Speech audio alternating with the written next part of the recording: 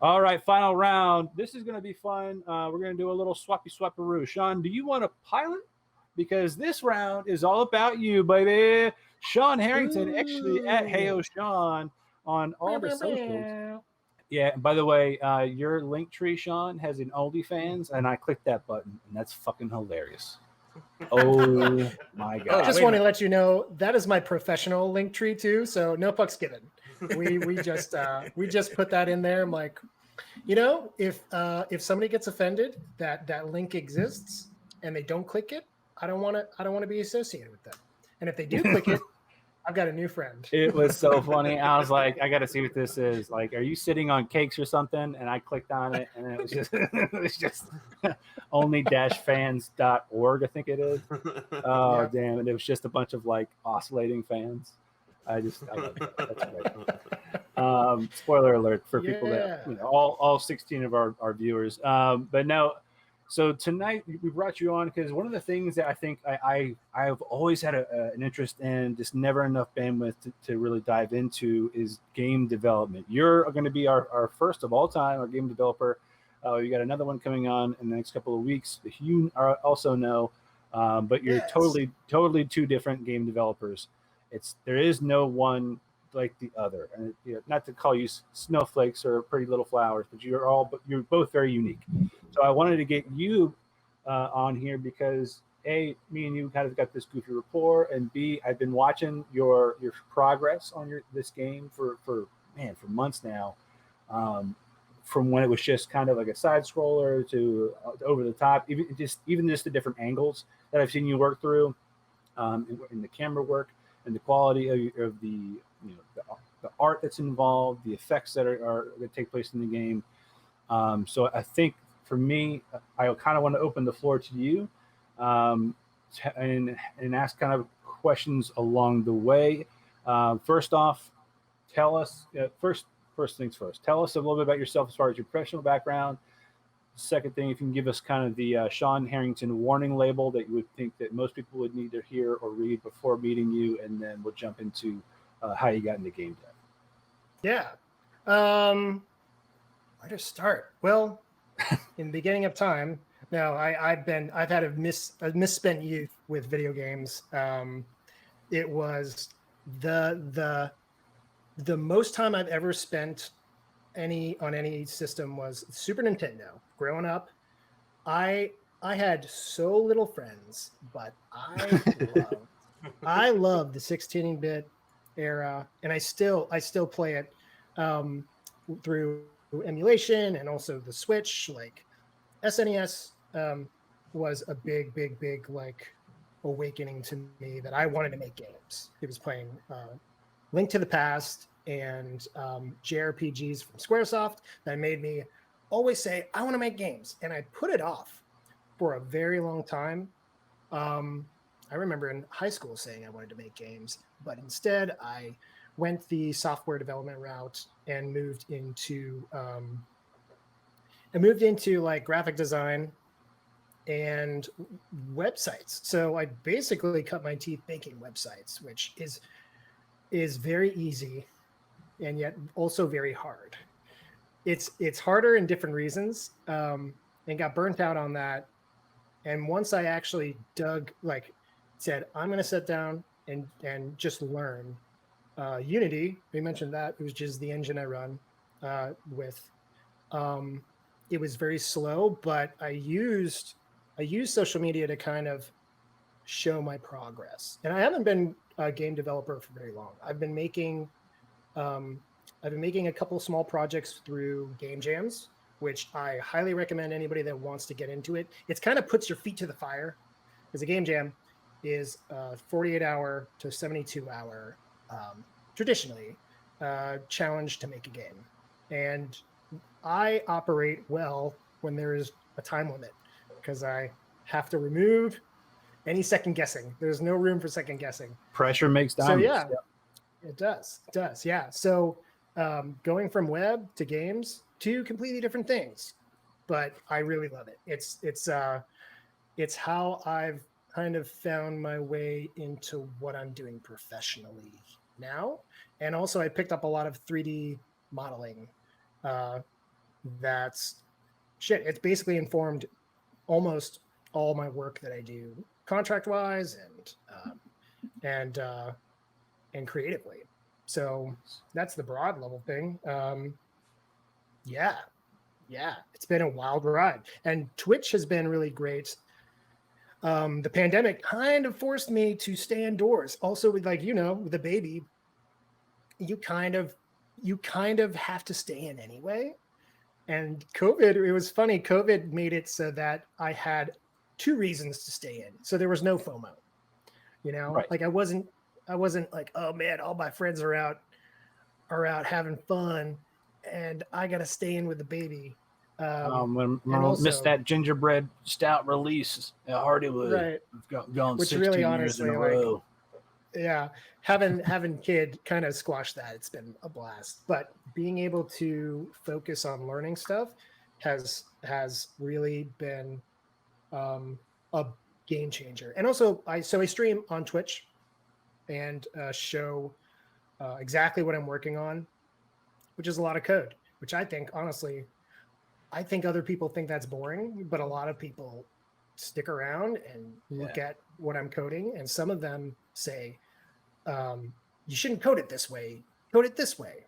It's like that doesn't make any sense, and I actually enjoy that because it's some interaction.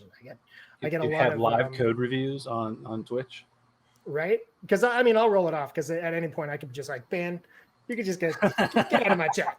But I've never, I don't have that problem. I'm not that. Yeah. So yeah, going through this whole year doing game dev live has been really cool, and gotten a healthy like following. It's not a lot. It's maybe like 100 followers that I'll see pop in and out. And just met so many people that are also into it. Your next guest, I've been friends with him since middle school, but it's really been through him and a lot of the discords that I've discovered because of COVID that I've been able to like level up how I make my games. Yeah. Nice. All right, so if you'll humor me, if you want to open up a secondary tab using that link that we provided for you to join the show earlier, what we can do is I can actually put your screen here in our stream if you want to show and do a little share of the latest thing you're working on. Kind of show us your game, your processes through it, and even just the origins of the concept and what inspired that. We can start firing at you. Yeah, I'll just open up the project as is.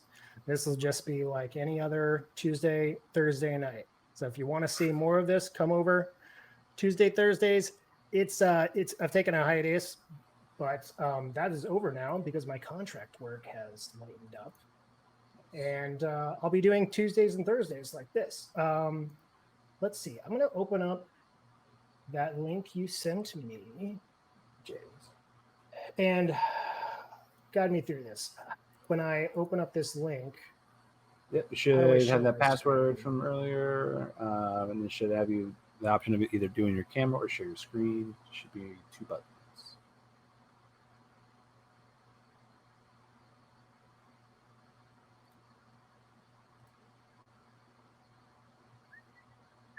All right, you're about to see the mess that is my desktop real quick. Oh, please tell me you have nothing but icons. It's orderly. Icons. It's orderly. That's what everybody says. I'm using stacks. Oh my God. I didn't share audio. That's okay. You don't have to share audio. Yeah. It's gonna be great. Oh yes. Yeah. What's great is that we as the people in this other room can see it already. Now the people at home can see it in 3, 2, 1. There you go. All right. Speaking of audio, do you use like just public domain music, or do you compose, or? No. So that's another great thing about meeting all these people over the pandemic. One of our excellent Twitch compadres, super cool, SOOPERKUL, is the composer for Motomancers, and he does it all. He's done sound alerts for my channel. He's done music. He's done sound effects, and he also plays games on Twitch almost every other day. He is an amazing composer, a really fun person, and he's really leaned into the Twitch content.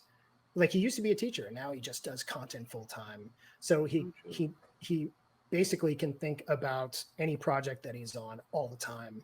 And one of the projects is Motomancers. So if I was able to redo this and share my audio, you'd be able to hear some of his stuff. You might be able to toggle that back on in the settings of the tab. So if you go back to that tab where you're sharing your screen, we'll see a little bit of Inception live, or you can turn it up. That would also work. Oh, I just clicked whatever I want. Shit. So we're doing it live. We're doing it live. Share audio. Oh no! Check the box. We said we wouldn't do that. Oh man, there we go. Associated with that person. Okay. Okay. Have I got the wrong link? I did. So what we've got is Unity. You're looking at Unity. It's the. Let me make sure that you cool. We're live.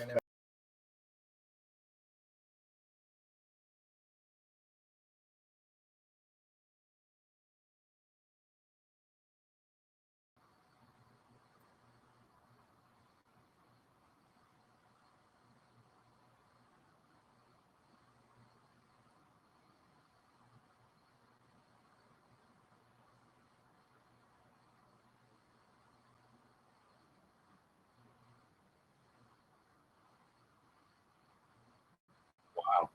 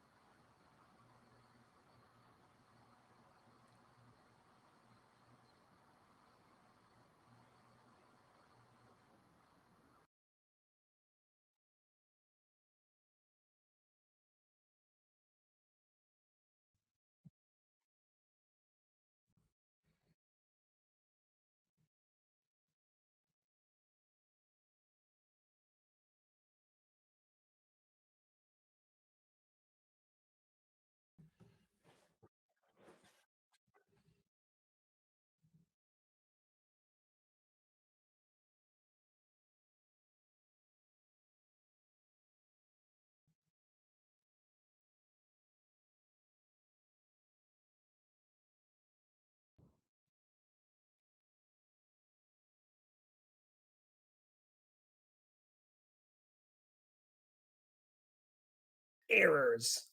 So let me load up something else. The great thing about making a game is that you really have to learn everything. And I've learned a ton about game writing and lore. And we've gotten some help with writing from a good friend, Rav Low. You can look him up on Twitch as well, RAVLOW. And he's been helping out with some of the writing. And he has been helping with a little prototype of how you enter into the world of Motomancers, and that's still a work in progress. So here we go. It's working now. Welcome to the world of Motomancers. What you'll be asked to do is approach the Pillar of Light. And this is just for our demo, which hasn't gone public yet, but we're definitely working on it.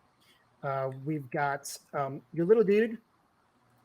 And is there any way to kind of blow up your screen? Right. That would help. Yeah. Let's get that real big.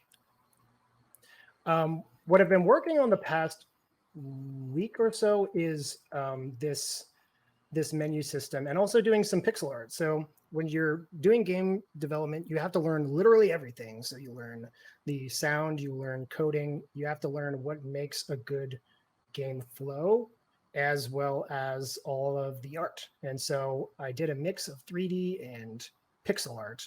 So let's hop into Barcelita, which this is kind of like your HQ. So you're a member of a gang of one, and your whole quest is to recruit as many gang members, and each of them are just kind of work in progress portraits, but each one will have their own quirks and traits that will change how they fight.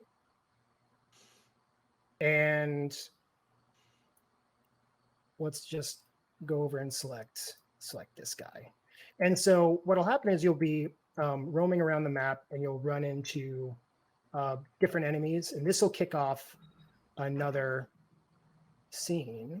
It's a little bit slower when it's in development mode, of the actual meat and potatoes of this, the combat. I love the art. And yeah. Oh no. Of course it's broken. I was messing with this yesterday, and I actually was on stream. And this is one of the problems of game development on stream, is that it takes a very long time to get stuff set up. And if things are not set up perfectly, you have to end stream because you get tired. And so I promised myself I would fix this when I would get back, but that's okay. I know how to fix it. We just need to make sure we stay with OG character. So let's start this for the sake of I guess not that I want to derail what you're showing now. No, go ahead. You mentioned you've got clips on social. Would that be helpful just to bring it up, so instead of you having to navigate and speak to it, you can just kind of speak to it? For sure. Especially like I think you were talking about like the latest effects for hitting even a railing. You had some sparks flying off. Would that be? Yes. Yeah. What I also like to do on stream is kind of show the progression. So let me show you just this one fight, and then I'll switch to some GIFs, and you can see the progression from 3 years ago to, oh, there we go. So this is where you'll be fighting, just like, this is a test where you've got this little drone that you can slash at, you can dodge. And yeah, that's an example fight.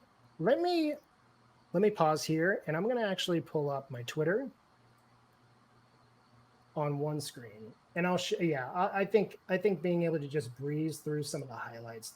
If you want to see exactly what Motormancer is all about, come to my Twitter, and you'll be able to see stuff like this. Let's pull me up. Yeah, it's definitely unfair that I kind of sprung this on you. I realized I was just like, we're going to talk about game dev, and then I was like, show us what you got. Yeah, that is all good. So that's a Rick and Morty reference, Tom, because I know you don't watch that show too often either. So. Well, never. Is that the thing from Rick and Morty? That's the guy from Fortnite.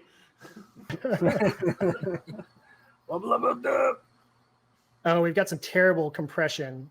But yeah, on Twitter, I send updates on the game and little things that I add. So it's like anything from like big things that I just showed you, where you're kind of building the structure of the game, to little effects. So I sat down and I wrote some effects to add sparks whenever you would hit the railing, or when you, there we go, I upped it a little bit, or when that's definitely there it is. Yeah, I think I'm gonna open some of my screenshots. I've got a very large library of development from way back. So while you're opening that up, I do have a few questions, if that's cool with you. So obviously your inspiration for that bike is based off of Akira.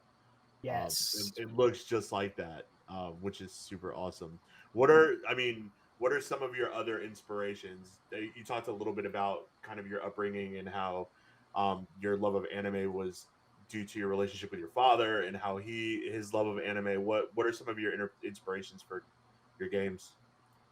For sure. So there's a big inspiration from the work of Otomo, who was the director of Akira. So a lot of that 80s, what we call cassette futurism, where it really like, it's like Futurama, the style, not the show, where you take something that's very set in the 80s and you propel it way out into the future. And so it's a reimagining of all that 80s tech, but what if it existed hundreds of years from now?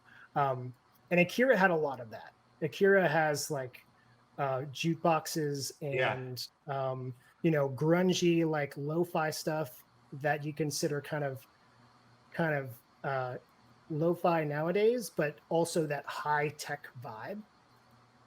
So I try to add a little bit of that in a lot of like the 3D art that I do, a lot of mecha stuff. So Evangelion really informs the robots that I'm designing, like that little drone that you saw, to this big spider tank. This spider tank was actually, the concept was done by a wonderful concept artist on Twitter who's escaping me, but I just want to say I didn't design this, but it definitely was part of the iteration process, where if I want to learn how to make a character, you got to start with a reference. And if I want to learn how to make a 3D character, you have to start with concept art. So it's really understanding the whole pipeline of take it from concept to concept art to a prototype to a fully fleshed out character, environment, what have you. It was a big effort to try and learn the process as well. So I already said a lot about Kill la Kill, and this is just some work that I did to try and there's a lot of fighting based inspiration, like fighting games inspiration in the actual motorcycle combat that you saw.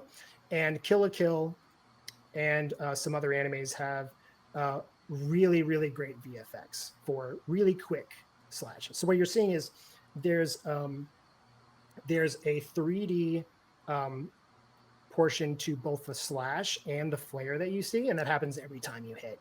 And it's all about giving feedback to the player. Like when you do something, you need to have some sort of crunch, some sort of juiciness that lets you know that something happened, and that's most of the time that's what I believe is a good game. It's not necessarily always a fun game. The fun and what's good kind of are different, but feedback is big. It's kind of like what I call micro interactions on a site. You don't want it to be Disney World where everything has got fanfare, but enough that you know something is occurring, right?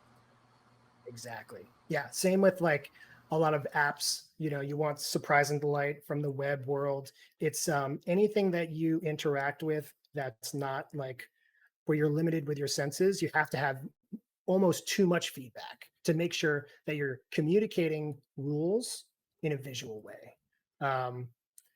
So the two that I have side by side, this is where I started, and I did play around to make sure that it started to feel like you could really see that something connected. And you'll see that a lot in fighting games, which it looks like something out of Cowboy Bebop for sure. On the right hand side, it's really cool. Yeah. So a lot of the inspirations, Evangelion, a lot of the UI, I love the computer like hologram stuff that pops up everywhere within Evangelion. Trying to find something. So we've got some inspiration here of holograms. So the combat that you'll be seeing is supposed to be one versus many, and the environment is going to be one of the enemies that you'll be facing. Cars will be coming at you, and there'll be indications that need to be pretty clear. Similar to like Diablo, you need to understand visually where the damage will happen so that you can play with the zone. Like positioning is a big game with action RPGs. And this clear delineation was not part of this danger zone. So I think in this case, what will happen is a building piece will fall down onto the ground. I sadly don't have that working in this build, but many things will happen, like cars flipping over or buildings will fall, depending on the situation.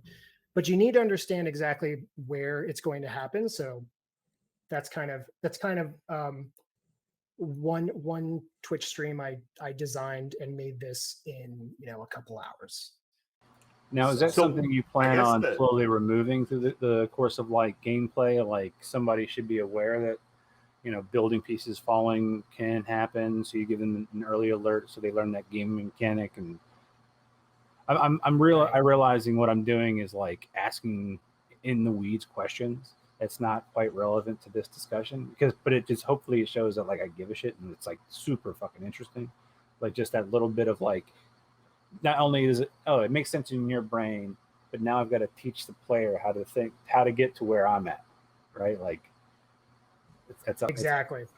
You have to make sure that, like, what I'm learning when I'm making a game is that I'm more familiar with everything than anybody is, and play testing is a big part of making a game, because you've been working on something for so long, you lose perspective on a new player coming in, and you'll never be able to make a something that people understand without watching people not understand it.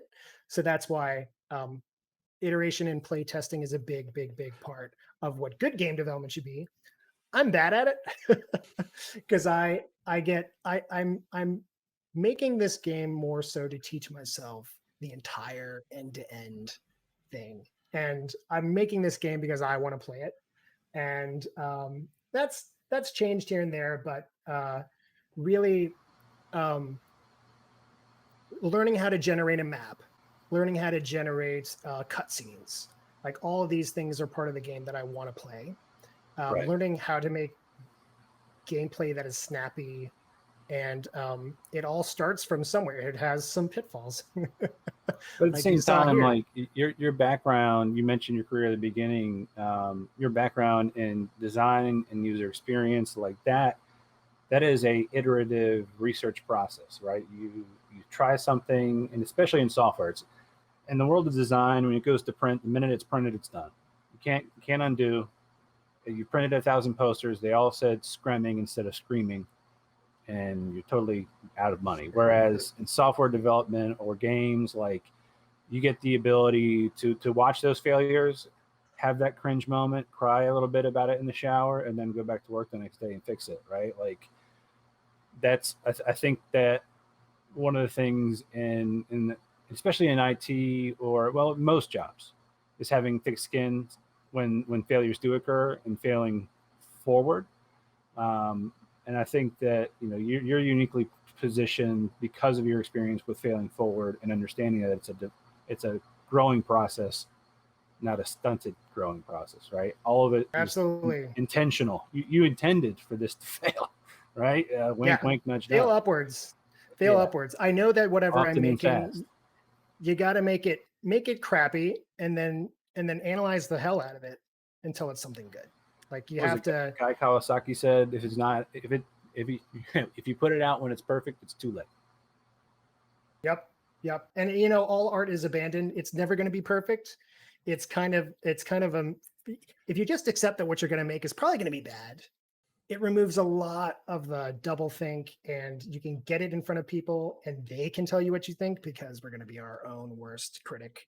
Like it's really it really is, that iteration is key, and that's what game jams really help. It really does force you, like I've been working on this game for 2.5 years, really getting into the details and making every moment in one very specific way count, which means I have not accounted for the title screen, for common things like loading levels and a game over screen. It's but when you have 24 hours to 48 hours to do that kind of stuff, you're forced to, and it's the like housekeeping. You don't have a game over screen because the game for you is never over. You're like, I can just restart this level whenever I want. It's never over. Exactly.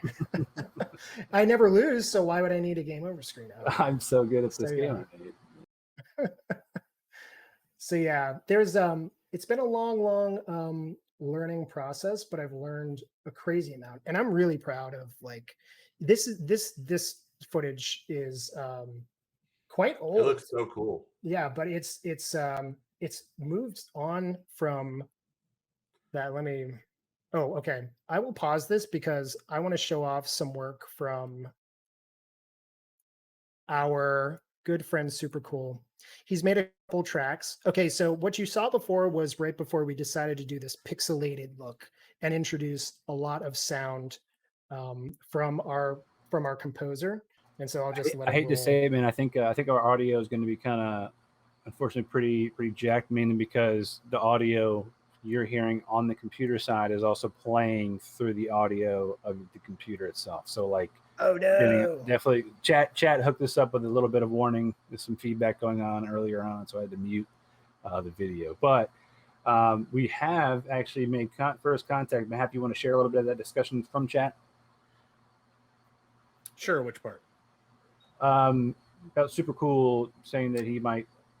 Super Cool's in the chat. Super Cool's in the chat. What's up? Yeah, I have no visibility on who's in the chat or who's what. What is up? Hopefully, I talked you up enough. And I actually asked him if he wants to come on, and I'm going to hit him up on Twitter, and we're going to make it happen. So, we can talk about composition and sound design, which is, I don't know if you can see, it's kind of like my wheelhouse. That's kind of like what I saw your. Yeah, we don't have a theme song for the podcast yet. I have it. It's in my head. I just got to get it down. Get off my back. Is it all like slap guitar, like Seinfeld? No, I got you. Don't you worry about it. Don't you worry about it. But yeah, so we're gonna try to get that hooked up too. Excellent. This is newer footage. It looks like, right? On the yes, this is probably the awesome. Most. Yeah, this is the most up to date. Yeah. So we've got some like first person over the shoulder road rash style mixed with top down.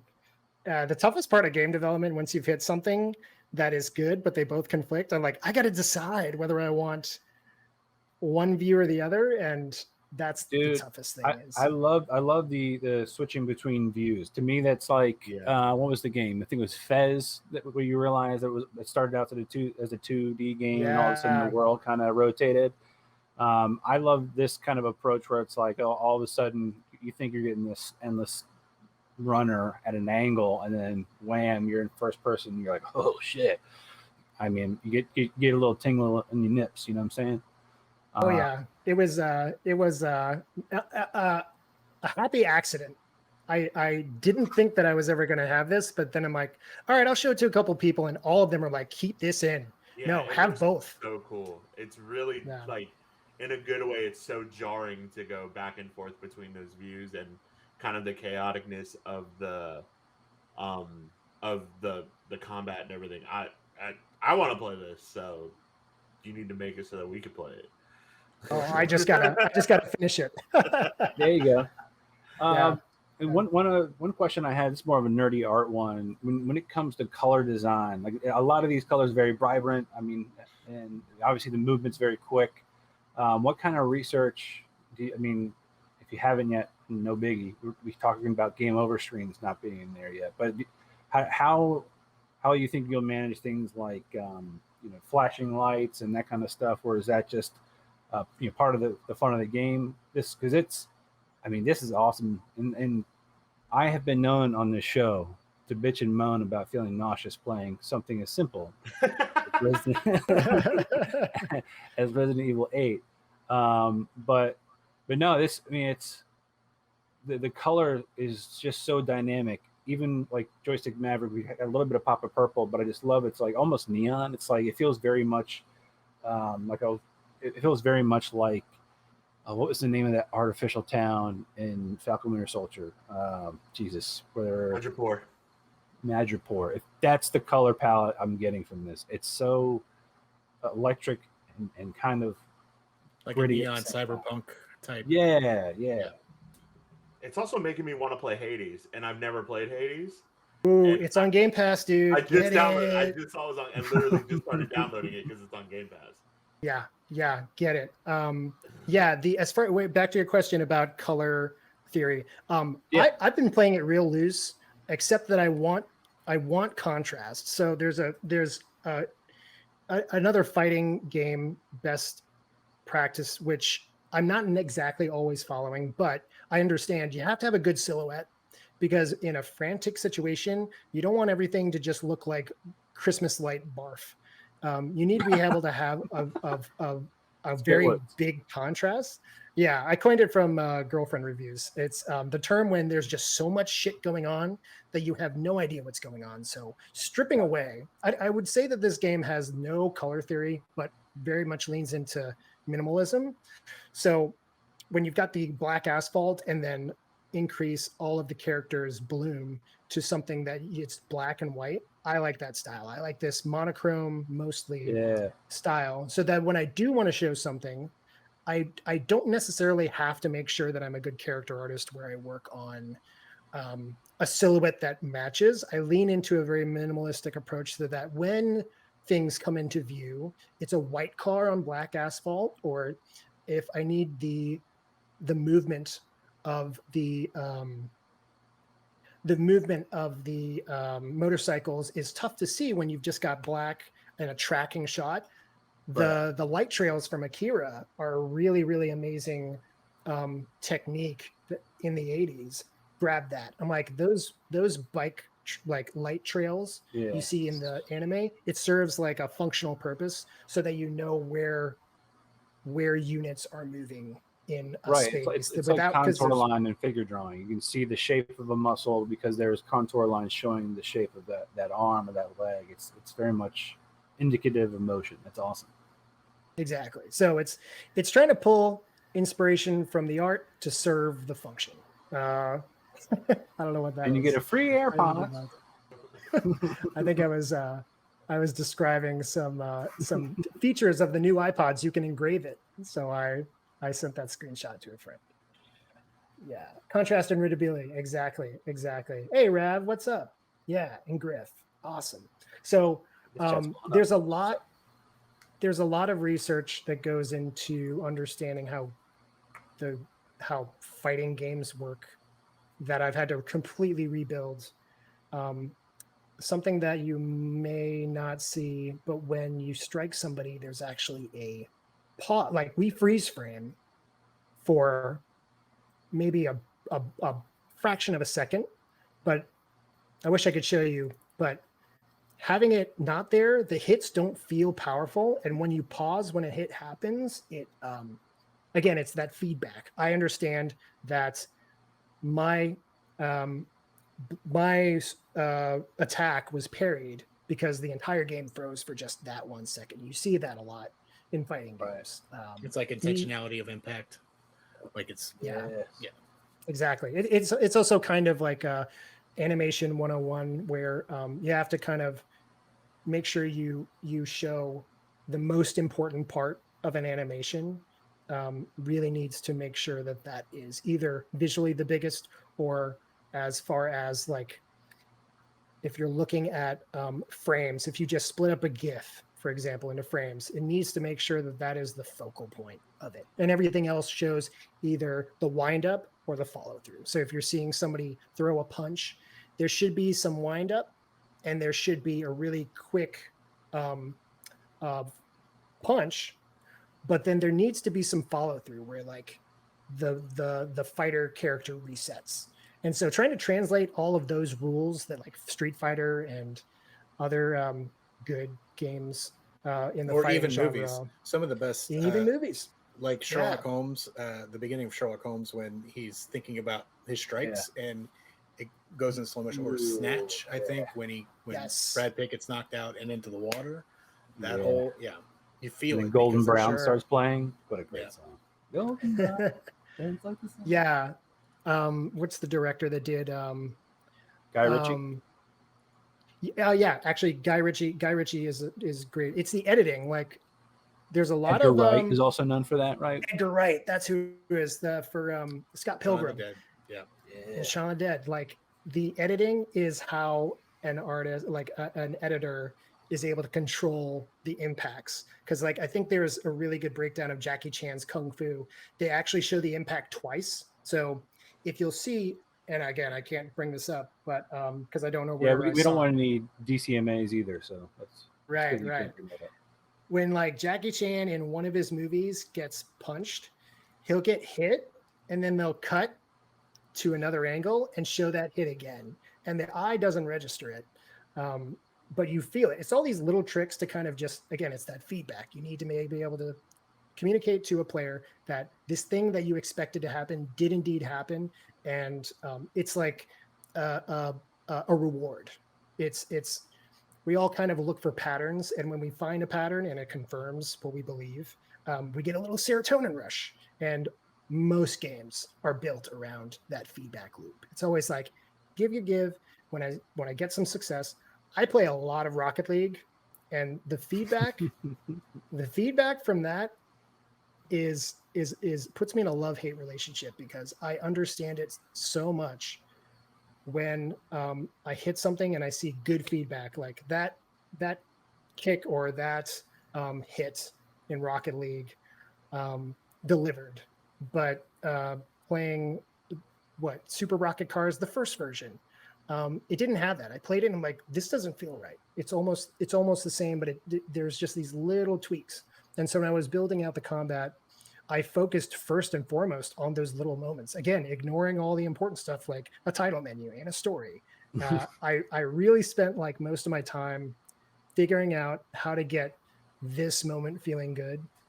And then the rest is just kind of an afterthought. Well, I think it's the little things that really make what could be a terrible game fine and a good game great, because it's those little moments of exactly what you're talking about with the impact stuff that really sets those kind of games apart. So I think you're focusing on the right thing, in my opinion, but I'm no expert. It's what I love about a lot of Dark Souls games, a lot of Nintendo. Pretty much everything that Nintendo puts out, they understand how to make something fun. Devil May Cry's, oh man, Devil May Cry, the Nier, so anything with Platinum Games, Bayonetta and Nier Automata. Those are like very, very crunchy action-based games. I sink my teeth into that. A lot of this is also influenced by the fighting of Nier Automata. The effects and like these slashes, they're just disembodied. There's no actual sword. But nobody, honestly, like I don't think anybody really cares that an actual guy is not actually swinging the sword. And that's not what's important. Like I understand exactly where the damage is happening. It's from that sword slash and it looks cool as fuck. So that's, as a player, all I need to know. And when there is a parry, the camera zooms in, and learning a lot about my love of film and making sure that also translates into game, the game that I'm designing. Unity has a lot of those tools available. So, I mean, I could also talk a lot about Unity, but if anybody's interested, I'd say just pick one and go with it. Like, and anything that I learned in Unity, you can learn in any game. It's really just fundamentals. It's all about the fundamentals. As long as you're having fun. As long as you're having fun, Dad. Oh, it's all about having fun. Yeah. Well, dude, this has been awesome. I don't want to cut it short. I mean, I think we're running on over 2 hours here. Is there any questions, Mahaffey, Don, that you have for Sean that you've been itching to ask, or have we left any preliminary stones unturned? Because personally, if you're up for it, Sean, I'd love to have you back on the show. Semi-frequently, check in on your progress, and just see what other nuggets you found in the industry, but also, you definitely know your games. I think you've made Dom perk up about 4 or 5 times and just mentioning some of the things that get him hard. So, yeah, baby. Yeah, let's baby. talk about Gundam. Let's talk about Kill la Kill. Let's talk about Kira. I'm in. Yes. we did a watch party of Gundam. Oh, Rav, remind me which Gundam. It was the precursor to the main Gundam series. You got to learn all about the different families, and that opened my eyes to Gundam. I honestly had never really watched Gundam. Watched Gundam Wing on Toonami as a kid. Yeah, that's the that's an interesting one. Man, the United States. Yeah, definitely want to pick back up onto all of the bajillion episodes of Gundam and geek out about it. So love to be back. Hell yeah. Cool. Awesome. Well, shoot. that's, I mean, how do you not end an episode better? We've got some juicy cut and slash scenes. We've got, honestly, that kind of was a super interesting look into game development. Now, granted, I love staring at code all day until somebody interrupts my mind while I'm thinking in code. Then it's like, what do you want? You know, I could never not have an angry face, and I feel terrible because my only coworker right now is my wife. So it's just constantly like, hi, what do you need? I'm not 16 miles into my code right now. I'm not thinking about how data flows through multiple sections. But no, I think you really kind of did just enough peering behind the veil. You did a great job, very quickly transitioning to showing some of the highlight reel stuff, because I think that shows us the quick progress, right? It's hard talking about, you know, the 9 months or the 3 years of development you've been doing on this thing is like trying to talk about how a clock works, right? So thank you for just sharing the time with us, and hopefully, you know, we get to get a little bit more of that in the future. Chat's been blowing up. You must be popular, I guess. Because you got a lot all the homies. Yeah, man, rolling deep. The entourage. Yeah, shout out to Rav, Griff, and Super Cool. They are the Motomancer team. So I roll deep. I brought the heat. But no, it's been super fun. Definitely next time you want to come on, hit us up. But let's see. Episode 17 in the bag. My name is Ernie Hawkins, Ernie UXD on social. I am Dom Irvin, and now I am at Hemophilia on social. I have hemophilia. Really pronounce blood that. disorder. I love it. All right. I'm Mike, and I am at Mike_whatever on most social media. And I'm Heyo Sean. Find me on my Linktree, where you can find my Twitch and my Twitter and my OnlyFans page. Awesome. We are Joystick Maverick. Check us out, joystickmaverick.com. Joystick Maverick on most social things. Official Joystick Maverick on Twitch, because some joker 8 years ago had Joystick Maverick. Whatever. It rhymed. I'm not original. Whatever. Screw you. I'm going to get it one day. Trademark is coming. But thank you, everybody, for joining in, and we'll see you next time. The same bat time, same bat channel next week. Please join us on Tuesdays, Saturdays, and Sundays for Dom streams. Tuesdays is typically sounds like something Blizzard.